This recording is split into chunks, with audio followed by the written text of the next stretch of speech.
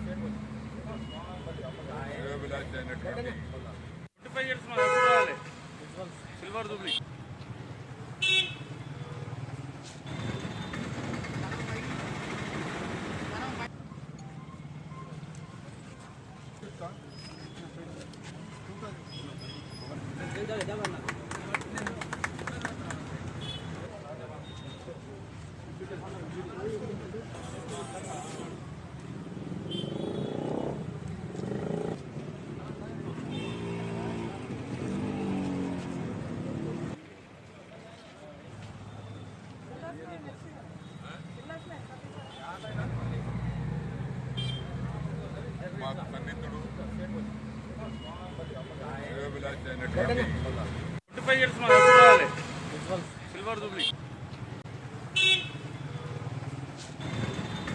25 సంవత్సరాలుగా ఈ వేసవి కాలంలో అంబలి కేంద్రాలను నడిపిస్తూ ఉన్నారు.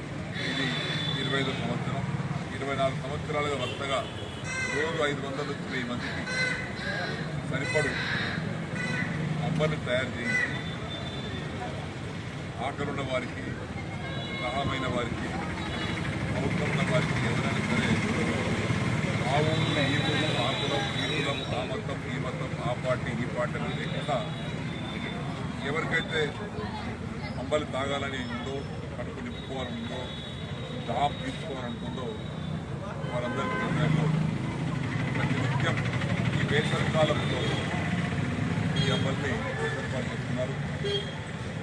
నాగులగామ గిరిమయ్య గారు మన ఊరి పెద్ద.